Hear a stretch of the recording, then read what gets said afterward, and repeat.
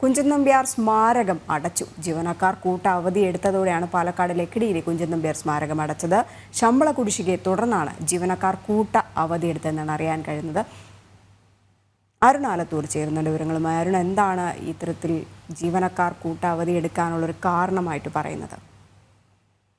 രജനി, സ്മാരകത്തിലെ 2 സ്ഥിരം ജീവനക്കാരും കലാപീഠം അധ്യാപകരായ 7 പേരും കൂട്ട അവധിയെടുത്തതോടെയാണ് ഈ സ്മാരകത്തിന്റെ പ്രവർത്തനം പ്രതിസന്ധിയിലായിരിക്കുന്നത്. കഴിഞ്ഞ 16 മാസത്തെ വേതനം ഈ ജീവനക്കാർക്ക് കുടിശ്ശികയാണ്. യാത്രാക്കൂലി കണ്ടെത്താൻ പോലും ഈ പറ്റാത്ത സാഹചര്യം കാണിച്ച് ജീവനക്കാർ ഭരണസമിതിക്ക് അവധി അപേക്ഷ നൽകിയിരിക്കുന്ന ഒരു സാഹചര്യമാണ് നിലവിലുള്ളത്.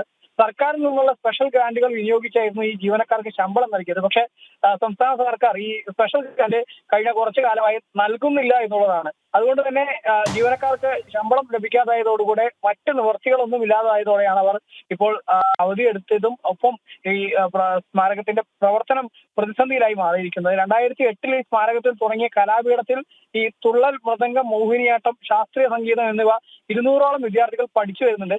ഈ അധ്യാപകരൊക്കെ അവധിയെടുത്തതോടെ ഈ വിദ്യാർത്ഥികളുടെ പഠനവും നിലച്ചിരിക്കുന്ന ഒരു സാഹചര്യമാണ് നിലവിലുള്ളത്. അതേസമയം ഈ ബജറ്റോടെ പ്രശ്നങ്ങൾക്ക് പരിഹാരം കണ്ടെത്താൻ കഴിയുമെന്നാണ്, അതോടൊപ്പം തന്നെ വിഷയം സർക്കാരിന്റെ ശ്രദ്ധയിൽപ്പെടുത്തിയിട്ടുണ്ട് എന്നൊക്കെയാണ് സ്മാരകത്തിന്റെ ചെയർമാൻ വ്യക്തമാക്കുന്നത്. നിലവിലേതായാലും നമുക്കറിയാം, സംസ്ഥാന സർക്കാരിന്റെ സാമ്പത്തിക പ്രതിസന്ധി പല മേഖലകളിലും വലിയ രൂക്ഷമായി തുടരുന്ന ഒരു സാഹചര്യമുണ്ട്. ഇതോടുകൂടെ തന്നെയാണ് ഇപ്പോൾ പല ജീവനക്കാർക്ക് പോലും ശമ്പളം കിട്ടാതെ ഒരു സ്മാരകം, അതായത് കേരളത്തിലെ ഏറ്റവും പ്രധാനപ്പെട്ട സാംസ്കാരിക വകുപ്പിന്റെ കീഴിൽ പ്രവർത്തിക്കുന്ന വളരെ പ്രധാനപ്പെട്ട ചരിത്ര സ്മാരകങ്ങളിൽ ഒന്നാണ് കുഞ്ചൻ നമ്പ്യാർ ജനിച്ച അദ്ദേഹത്തിന്റെ സ്മാരകം ഉൾപ്പെടെയുള്ള അത് ഏതായാലും ഈ ജീവനക്കാർക്ക് ഇങ്ങനെ ശമ്പളം ലഭിക്കാതായതോടുകൂടി അതിന്റെ പ്രവർത്തനം താളം തെറ്റി പ്രതിസന്ധിയിലായി മാറിയിരിക്കുന്നു എന്നുള്ളത് വളരെ സാംസ്കാരിക കേരളത്തിന് തന്നെ വലിയ അപമാനം. അത് തന്നെയാണ് അരുൺ. കാരണം നമുക്കറിയാം, ഈ സാംസ്കാരികമായിട്ട് ബന്ധപ്പെട്ട അല്ലെങ്കിൽ ആ കലകളെ പ്രോത്സാഹിപ്പിക്കുന്ന ഇടങ്ങളിലൊക്കെ തന്നെ ഇത്തരത്തിലുള്ള ഒരു അവഗണന നേരത്തെ ഉണ്ടായിട്ടുണ്ട്. ഇവിടെ ഈ ശമ്പളം ലഭിക്കാത്തതുകൊണ്ടാണ് ജീവനക്കാർ വരാത്തതെന്ന് പറയുമ്പോൾ ഇങ്ങനെയുള്ള സ്ഥാപനങ്ങളെ അടച്ചുപൂട്ടുക എന്നുള്ള ലക്ഷ്യം കൂടി മുന്നോട്ട് വയ്ക്കുകയല്ലേ പിണറായി സർക്കാർ? തീർച്ചയായും രജനി, ഈ നമുക്കറിയാം, സാമ്പത്തിക പ്രതിസന്ധി കേരളത്തിനെ വലിയ രീതിയിൽ പിടിമുറുക്കിക്കൊണ്ടിരിക്കുന്ന ഒരു സാഹചര്യമാണ് നിലവിലുള്ളത്.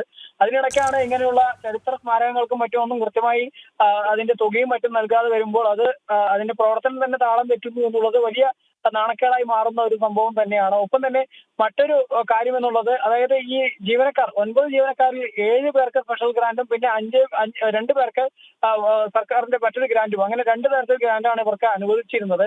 ഇതിൽ ഈ സ്പെഷ്യൽ ഗ്രാന്റ് ആണ് മുടങ്ങിയിരിക്കുന്നത്. അതേസമയം തന്നെ മറ്റ് 2 ജീവനക്കാർക്ക് നൽകേണ്ട ശമ്പള തുക, അതിന്റെ ആ ഒരു നേരത്തെ കൊടുത്തിരുന്ന ഗ്രാന്റ് ഉണ്ട്. ആ ഗ്രാന്റിനെ മറ്റ് ജീവനക്കാർക്ക് നൽകുന്നതിന് വേണ്ടി ഇങ്ങോട്ട് തിരിച്ചതോടുകൂടെ തന്നെയാണ് മറ്റ് ഈ സ്ഥിരം ജീവനക്കാരുടെ ശമ്പളം പോലും മുടങ്ങുന്ന സ്ഥിതിയിലേക്ക് കാര്യങ്ങൾ എത്തിയത്. ഏതായാലും സർക്കാരിന്റെ പ്രതികൾ കാര്യങ്ങൾ പെടുത്തിയിട്ടുണ്ട് എന്നൊക്കെ പറയുമ്പോഴും അതിൽ വേണ്ട ഗൗരവം കാണിക്കുന്നില്ല എന്നൊരു ആക്ഷേപം ഇതിനോടകം തന്നെ ഉയരുന്നുണ്ട്. ഇത്തരത്തിലുള്ള ചരിത്ര സ്മാരകം, നമുക്കറിയാം, കേരളത്തിൽ കുഞ്ചൻ നമ്പ്യാർ എന്ന വ്യക്തിക്ക് എത്രത്തോളം പ്രാധാന്യമുണ്ട് എന്നുള്ളത് കേരളത്തിൽ വളരെ എല്ലാവർക്കും അറിയാവുന്ന കാര്യമാണ്.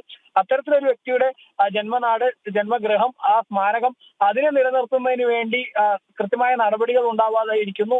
മാത്രമല്ല, കൃത്യമായ ശമ്പളം പോലും നൽകാതെ ജീവനക്കാർ ഇങ്ങനെ കൂട്ടത്തോടെ അവധിയെടുക്കേണ്ടി വരുന്നു. അത് അതിന്റെ പ്രവർത്തനത്തെ തന്നെ വലിയ രീതിയിൽ പ്രതികൂലമായി ബാധിക്കുന്നു എന്നുള്ളത് വലിയ നാണക്കേട് ഉണ്ടാക്കുന്ന കാര്യം തന്നെയാണ്. നിലവിലേതായാലും പ്രശ്നം പരിഹരിക്കുന്നതിന് വേണ്ടി നടപടികൾ സ്വീകരിക്കുന്നുണ്ട്, സർക്കാരിന്റെ ശ്രദ്ധയിൽപ്പെടുത്തിയിട്ടുണ്ടെന്നൊക്കെയാണ് വിഷയത്തിൽ ചെയർമാൻ വ്യക്തമാക്കുന്നത്. ശരി, അരുൺ ആലത്തൂരാണ് വിവരങ്ങൾ നൽകിയത്.